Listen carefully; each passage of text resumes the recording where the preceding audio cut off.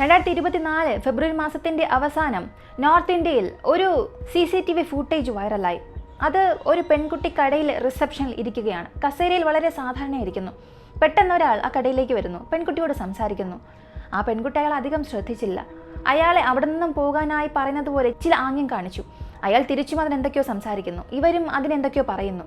രണ്ടുപേരും എന്ത് സംസാരിക്കുന്നു എന്നുള്ളത് CCTV ക്യാമറ റെക്കോർഡായില്ല. വെറും വീഡിയോ ഫുട്ടേജ് ആണ്, ഓഡിയോ ഇല്ല. ഇവർ രണ്ടുപേരും ചില സെക്കൻഡ് മാത്രമേ സംസാരിച്ചുള്ളൂ. പെട്ടെന്ന് അയാൾ അയാളുടെ പോക്കറ്റിൽ നിന്നും തോക്കെടുത്ത് ആ പെൺകുട്ടിയുടെ തലയിൽ തന്നെ വെടിവെച്ചു. വളരെ അടുത്ത് വെച്ച്, 2 ഡിസ്റ്റൻസ് മാത്രമേ ഉള്ളൂ. അങ്ങനെ വെടിവെക്കുന്നു. അവിടെ നിന്നും ഓടി രക്ഷപ്പെടുന്നു.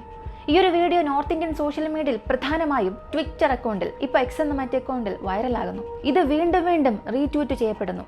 ഇത് കണ്ട് പ്രധാനപ്പെട്ട സെലിബ്രിറ്റീസ് പ്രതിഷേധിക്കാൻ തുടങ്ങി. പൊളിറ്റീഷ്യൻസും ഈ പെൺകുട്ടിക്ക് വേണ്ടി സംസാരിക്കാൻ തുടങ്ങി. പോലീസ് ഈ ഒരു കേസ് പെട്ടെന്ന് തന്നെ അന്വേഷിക്കണമെന്ന്, സോൾവ് ചെയ്യണമെന്നുള്ള പ്രഷർ കൊടുക്കാൻ തുടങ്ങി. ജനങ്ങളും ആ പെൺകുട്ടിക്ക് വേണ്ടി സംസാരിക്കാൻ തുടങ്ങി. അങ്ങനെ ആരാണ് ഈ പെൺകുട്ടി എന്ന് ചോദിച്ചാൽ, ഇവർ നോർത്ത് ഇന്ത്യയിൽ വളരെ ഫേമസ് ആയ സോഷ്യൽ മീഡിയ ഇൻഫ്ലുവൻസർ ആണ്. രാവിലെ ഒരു 11 മണിക്ക് കടയിൽ വെച്ച് തന്നെ വെടിവെച്ച് കൊല്ലുന്നു. ആ ഒരു ലൈവ് വീഡിയോ ഇന്റർനെറ്റിൽ ലീക്ക് ആവുന്നു.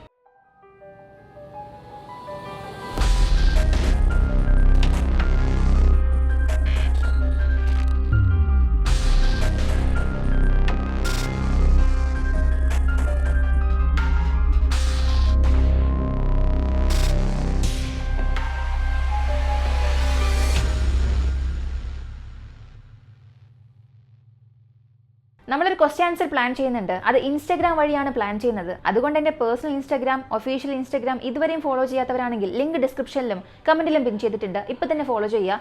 നിങ്ങളുടെ ക്വസ്റ്റ്യൻസിനുള്ള ആൻസർ വരുന്നത് ഇൻസ്റ്റാഗ്രാം വഴിയായിരിക്കും.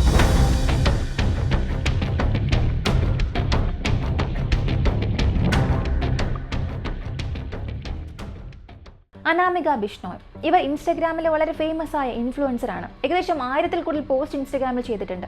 യൂട്യൂബിലും ഇവർ ആക്റ്റീവാണ്.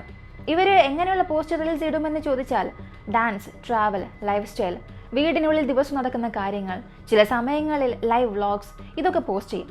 ഇതിനിടയിൽ ഇവരുടെ ലൈവ് വ്ളോഗ്സിൽ, റീൽസിലും അവരുടെ മക്കളും പങ്കെടുക്കും. അനാമികയ്ക്ക് 33 വയസ്സായി. ഇവർക്ക് വിവാഹം കഴിഞ്ഞ് 13 വർഷമായി. 2 ആൺകുഞ്ഞുങ്ങളുണ്ട്. ആദ്യത്തെ മകന് 12ഉം രണ്ടാമത്തെ മകന് 9 വയസ്സും. ഇവരുടെ റീൽസിൽ തന്നെ വളരെ ഫേമസ് ആയ ഒന്നാണ് രാജസ്ഥാനി, ഹരിയാനി പാട്ടുകൾക്ക് ഇവർ ഡാൻസ് കളിച്ച് വീഡിയോ ഇടും. അത്ര വലിയ ഫേമസ് ആകും. രാജസ്ഥാനി എന്ന് പറഞ്ഞാൽ രാജസ്ഥാനി ഭാഷയിലുള്ള പാട്ടുകൾ. അപ്പോൾ ഹരിയാൻവി എന്തെന്ന് ചോദിച്ചാൽ അതും ഒരു ഭാഷയാണ്, ഹരിയാനയിലെ ജനങ്ങൾ ഉപയോഗിക്കുന്ന ഭാഷ. ഈ ഭാഷകളുടെ പാട്ടുകൾക്ക് ഡാൻസ് കളിച്ചിടും. ഈ 2 ഭാഷാ പാട്ടുകൾക്കും ഡാൻസ് കളിച്ച് ഇവരിടുന്ന റീൽസ് അത്രത്തോളം ഫേമസ് ആകും, വൈറലാകും. ഇൻസ്റ്റാഗ്രാമിൽ ഏകദേശം 1 ലക്ഷത്തിൽ കൂടുതൽ ഫോളോവേഴ്സ് അവർക്ക് ആ സമയം ഉണ്ടായിരുന്നു. എന്നാൽ ഈ ഒരു സംഭവം നടന്നതിന് ശേഷം അതിവേഗത്തിൽ അത് കുതിച്ചു വരാൻ തുടങ്ങി. ഇപ്പോൾ അവർക്ക് എത്ര ഫോളോവേഴ്സ് ഉണ്ടെന്ന് നിങ്ങൾ തന്നെ ഇൻസ്റ്റാഗ്രാം ഓപ്പൺ ചെയ്ത് നോക്കുക. സാധാരണ നമ്മൾ സിനിമ നടി നടന്മാരെയൊക്കെ ഒരു കാര്യം പറയാറുണ്ട്, അവർ സിനിമയിൽ കാണുന്നതൊക്കെ സത്യമല്ല, അതിന് പുറകിൽ ഒരു ജീവിതമുണ്ട്, മറ്റൊരു ജീവിതമുണ്ട്. ഓരോരുത്തർക്കും മറ്റൊരു മുഖമുണ്ടായിരിക്കും, മറ്റൊരു പേഴ്സണൽ ലൈഫ് ഉണ്ടായിരിക്കും. അതിൽ സന്തോഷം, ദുഃഖം, ജയം, പരാജയം എല്ലാം ഉണ്ടായിരിക്കും. അത് സിനിമാ ഫീൽഡിലുള്ളവർക്ക് മാത്രമല്ല, ഇതുപോലെ ഇൻഫ്ലുവൻസേഴ്സിനും തീർച്ചയായും ഉണ്ടായിരിക്കും. നിങ്ങൾക്ക് മുൻപിൽ വീഡിയോയിൽ കാണിക്കുന്നത് മാത്രം അവളുടെ യഥാർത്ഥ ജീവിതമല്ല. അവരുടെ ജീവിതത്തിലും നിങ്ങളോട് കാണിക്കാത്ത ഒരുപാട് ഭാഗങ്ങളുണ്ട്. ആ ഭാഗങ്ങൾ സമയം വരുമ്പോൾ നിങ്ങളോട് കാണിക്കാമെന്ന് ചിലർ കാത്തിരിക്കും. എന്നാൽ ചിലർ ആ ഒരു ഭാഗം നിങ്ങൾ അറിയാനേ പാടില്ല എന്ന് മറച്ചു വയ്ക്കും. ചിലർ പേഴ്സണൽ ലൈഫ് വേറെ, പ്രൊഫഷണൽ ലൈഫ് വേറെ എന്ന് ചിന്തിക്കും. അങ്ങനെ അനാമികയ്ക്കും ചില ഇരുണ്ട ഭാഗങ്ങൾ ഉണ്ടായിരുന്നു, വളരെ പ്രധാനമായി ദുഃഖം നിറഞ്ഞ ഭാഗങ്ങൾ. എത്ര തന്നെ അവരവരുടെ ലൈഫ് സ്റ്റൈൽ വീഡിയോസ് ഇൻസ്റ്റാഗ്രാമിൽ അപ്ലോഡ് ചെയ്താലും, അവരുടെ ജീവിതത്തെ എത്ര തന്നെ അവരുടെ ഫാൻസിന് കാണിച്ചു കൊടുത്താലും, അവരുടെ ഫോളോവേഴ്സിന് അറിയാത്ത ഒരു ജീവിതം അനാമികയ്ക്ക് ഉണ്ടായിരുന്നു. അനാമിക രാജസ്ഥാനിലെ ഒരു ചെറിയ വരണ്ട ഗ്രാമത്തിൽ ജനിക്കുന്നു. ആ ഗ്രാമത്തിന്റെ പേര് കാര. അവൾക്ക് 20 വയസ്സുള്ളപ്പോൾ വിവാഹം നടത്തി കൊടുത്തു. അവളുടെ ഭർത്താവിന്റെ പേര് മഹിറാം ബിഷ്ണോയ്. രാജസ്ഥാനിലെ നാഗരസൽ എന്ന സ്ഥലത്താണ് അവർ ഉള്ളത്. അവിടെ ഒരു മെഡിക്കൽ ഷോപ്പ് അയാൾ നടത്തുന്നു. അയാളുടെ നാട്ടിൽ നിന്ന് അനാമികയുടെ നാട്ടിലേക്ക് ഏകദേശം 72 കിലോമീറ്റർ ദൂരമുണ്ട്. ഇവരുടെ വിവാഹ ജീവിതത്തിൽ 2 കുഞ്ഞുങ്ങൾ ജനിച്ചു. 2 ആൺകുഞ്ഞുങ്ങളാണ്. ഇങ്ങനൊരു സാഹചര്യത്തിൽ ഈ സംഭവം നടക്കുന്നതിന് 5 വർഷങ്ങൾക്ക് മുൻപ് ഇവർ രണ്ടുപേരും വേർപിരിയുന്നു.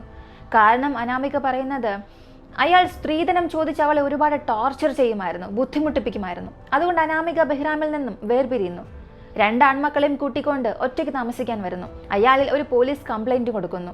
കൂടാതെ 2 ചെറിയ കുട്ടികളായതുകൊണ്ട് തന്നെ അനാമികയ്ക്ക് ആ സമയം ഒന്നും അറിയില്ല. ഈ 2 കുട്ടികളുടെ ജീവിതത്തിന് മെയിൻ്റനൻസിന് കുറച്ച് കാശ് വേണമെന്നും കേസ് കൊടുത്തു. ഇങ്ങനെ പോയിക്കൊണ്ടിരിക്കുന്ന സമയത്ത് അനാമികയുടെ അച്ഛൻ അവളെ ഒന്ന് സഹായിക്കുന്നു. അച്ഛൻ്റെ പേര് തേജാറാം. തേജാമിന്റെ സഹായത്തോടുകൂടി ഒരു cosmetic ladies wear shop open ചെയ്യുന്നു. അതിന്റെ കൂടെ തന്നെ ഒരു വീട് വാടകയ്ക്കെടുത്ത് മക്കളുമായി അനാമിക അവിടെ ഒറ്റയ്ക്ക് താമസിക്കുന്നു. ഇങ്ങനെ പോയിക്കൊണ്ടിരിക്കുമ്പോൾ അനാമികയുടെ ഒരു ബിസിനസ് പതിയെ കൂടി വരാൻ തുടങ്ങി. അതേസമയം അനാമിക ഇൻസ്റ്റഗ്രാമിൽ റീൽസ് ഇടാൻ തുടങ്ങി. ഈ റീൽസിന് വലിയ രീതിയിലുള്ള വരവേൽപ്പ് കിട്ടി. ഇപ്പോൾ അനാമിക അവളുടെ ഭർത്താവ് ഇല്ലാതെ തന്നെ, ഭർത്താവിന്റെ സഹായമില്ലാതെ തന്നെ ഒറ്റയ്ക്ക് ജീവിക്കാൻ തുടങ്ങി, പണം സമ്പാദിക്കാൻ തുടങ്ങി, ഫേമസ് ആകാൻ തുടങ്ങി, ജീവിതത്തിൽ പതിയെ വിജയിക്കാൻ തുടങ്ങി. ഇതിൽ ഇഷ്ടപ്പെടാത്ത അനാമികയുടെ ഭർത്താവ് ഒരുപാട് തവണ അവളോട് വന്നിട്ട് റീൽസ് ഇടുന്നത് അവസാനിപ്പിക്കാൻ ആവശ്യപ്പെട്ടു, ഭീഷണിപ്പെടുത്താൻ തുടങ്ങി. പക്ഷേ അനാമിക അത് കേട്ടില്ല. അതുകൊണ്ട് ബെഹ്റാം ചെയ്തത് അയാളുടെ സ്ഥലത്ത് നിന്നും കാജ്വാള എന്ന സ്ഥലത്തേക്ക് പോയി. ഈ സ്ഥലം ഇന്ത്യ പാകിസ്ഥാൻ ബോർഡറിലാണുള്ളത്. ഏകദേശം അയാളുടെ സ്ഥലത്ത് നിന്നും 22 കിലോമീറ്റർ പോയാൽ ഈ ഒരു ഇന്ത്യ പാകിസ്ഥാൻ ബോർഡർ എത്തും. അവിടെ ഒരാളിൽ നിന്നും 50,000 രൂപ കൊടുത്ത് തോക്കും ബുള്ളറ്റും വാങ്ങുന്നു. ഫെബ്രുവരി 25, 2024 ഒരു ഞായറാഴ്ച നേരെ അനാമികയുടെ വീട്ടിലേക്ക് വരുന്നു. അവിടെ അവളില്ല, 2 മക്കൾ മാത്രമാണുള്ളത്. മക്കളോട് ബെഹ്റാം പറഞ്ഞത്, ഇന്നൊന്നുകിൽ നിന്റെ അമ്മ ജീവനോടിരിക്കും, അല്ലെങ്കിൽ ഞാൻ ജീവനോടിരിക്കും. ഇങ്ങനെ പറഞ്ഞിട്ട് വളരെ ദേഷ്യത്തിൽ അവിടെ നിന്നും പോകുന്നു. എന്നാൽ പോയ അയാൾ നേരെ വന്നത് അനാമികയുടെ കടയിലേക്കായിരുന്നു. അവളുമായി സംസാരിക്കാൻ തുടങ്ങി. അതിനുശേഷം ഏകദേശം ഒരു 2 അടി ദൂരം മാത്രം, അത്ര അടുത്ത് നിന്നുകൊണ്ട് അനാമികയെ വെടിവെച്ചു. ആ ഒരു ഫൂട്ടേജിൽ നിന്ന് തന്നെ അനാമികയുടെ കഴുത്തിൽ നിന്നും തലയിൽ നിന്നുമൊക്കെ രക്തം വരുന്നത് കാണാൻ സാധിക്കും. അങ്ങനെ വെടിവെച്ച് അവസാനിപ്പിച്ച ഉടനെ അയാൾ അവിടെ നിന്നും ഓടി രക്ഷപ്പെട്ടു. ഈ സംഭവം കണ്ട് ചുറ്റുമുണ്ടായിരുന്ന കടയിലെ ആളുകൾ ഉടൻ തന്നെ അനാമികയെ എടുത്ത് ആശുപത്രിയിലേക്ക് കൊണ്ടുപോയി. അതേസമയം അച്ഛനെ വിവരം അറിയിച്ചു. അനാമികയ്ക്ക് അയാൾ വെടിവെച്ച് ഉടൻ തന്നെ ബോധം നഷ്ടപ്പെട്ടു. അവിടെ ഉണ്ടായിരുന്ന കസേരയിൽ തന്നെ ചരിഞ്ഞങ്ങനെ വീണു. എന്നാൽ ആശുപത്രിയിൽ കൊണ്ടുപോയതിനു ശേഷമായിരുന്നു ഡോക്ടേഴ്സ് പറഞ്ഞത് അവൾ മരിച്ചു കഴിഞ്ഞിരുന്നുവെന്ന്. ഈ ഒരു കേസ് ഞാൻ നേരത്തെ പറഞ്ഞതുപോലെ ട്വിറ്ററിൽ വളരെ ട്രെൻഡായി. ഒരുപാട് പൊളിറ്റീഷ്യൻസ്, സെലിബ്രിറ്റീസ് അവർക്ക് വേണ്ടി സംസാരിക്കാൻ തുടങ്ങി. പോലീസ് പെട്ടെന്ന് തന്നെ ആ ഒരു ബോഡി റിക്കവർ ചെയ്ത് പോസ്റ്റ്മോർട്ടം ചെയ്യാൻ അയച്ചു. ബെഹ്റാമിനെയും പിടിച്ചു. ഈ ഒരു കേസിൽ മറ്റൊരു കാര്യം നടന്നു. അനാമികയുടെ പോസ്റ്റ്മോർട്ടം അവസാനിച്ച് ശരീരം പുറത്തേക്ക് വരുമ്പോൾ അവളുടെ മാതാപിതാക്കൾ ആ ശരീരം വാങ്ങാൻ വിസമ്മതിച്ചു. അവിടെ ഇരുന്നുകൊണ്ട് തന്നെ പ്രതിഷേധം ചെയ്യാൻ തുടങ്ങി. അവരുടെ മാതാപിതാക്കൾ ആവശ്യപ്പെട്ടത്, അവൻ എൻ്റെ മകളെ കൊന്നിട്ട് ജയിലിൽ പോയി, എൻ്റെ 2 മക്കളെയും ആര് നോക്കും, അവരുടെ ഭാവി എന്താകും, അതുകൊണ്ട് അവന്റെ പേരിലുള്ള പകുതി സ്വത്ത് 2 മക്കളുടെ പേരിലും എഴുതരണമേ എന്നാവശ്യപ്പെട്ടാണ് പ്രതിഷേധിച്ചത്. അത് ചെയ്യുന്നത് വരെയും ഈ ബോഡി വാങ്ങില്ല എന്നവർ പറഞ്ഞു. പക്ഷെ പോലീസ് എങ്ങനെയൊക്കെയോ സംസാരിപ്പിച്ച് സമാധാനിപ്പിച്ച് ശരീരം അവർ വാങ്ങുകയും ചെയ്തു. ഈ ഒരു കേസിൽ ആര് കഷ്ടപ്പെടുമോ ഇല്ലയോ, ഈ 2 കുട്ടികളും ഒരുപാട് കഷ്ടപ്പെടും. അമ്മ മരിച്ചു, അച്ഛൻ ജയിലിലേക്ക് പോകും, അച്ഛനാണെങ്കിൽ സ്നേഹവുമില്ല. ഈ ഒരു കേസിലൂടെ കാണിക്കുന്നത് ഒരു പെൺകുട്ടിയുടെ വിജയം ഇപ്പോഴും നമ്മളെ കൊണ്ട് അംഗീകരിക്കാൻ കഴിയുന്നില്ല. അവളെ കൊല്ലണമെന്ന രീതിയിൽ പോലും ചിന്തിക്കുന്നുണ്ട്, കൊല്ലുന്നുമുണ്ട്. അതിന് മാത്രം ആ പെൺകുട്ടി അത്ര വലിയ ഒരു നിലയിലേക്ക് എത്തിയിട്ടൊന്നുമില്ല. ഇൻസ്റ്റാഗ്രാമിൽ 1 ലക്ഷത്തിൽ കൂടുതൽ ഫോളോവേഴ്സ് ഉണ്ടായിരുന്നു, ഒരു കടയുണ്ട്. അതുപോലും അവനെ കൊണ്ട് സഹിക്കാൻ കഴിയുന്നില്ല. അവളെ കൊന്നാൽ മാത്രമേ അവന്റെ ദേഷ്യം അവസാനിക്കുകയുള്ളൂ. ചിന്തിച്ചു നോക്കുക അവന്റെ മാനസികാവസ്ഥ എത്രത്തോളം മോശമാണെന്ന്. 50,000 രൂപ ചിലവാക്കി പാകിസ്ഥാൻ ബോർഡറിൽ ചെന്നിട്ട് പേരറിയാത്ത ഒരുത്തനിൽ നിന്നും തോക്ക് വാങ്ങി അത് ഉപയോഗിച്ച് അവളെ കൊല്ലുന്നു. അത്രത്തോളം മനസ്സിൽ ദുഷ്ടചിന്ത.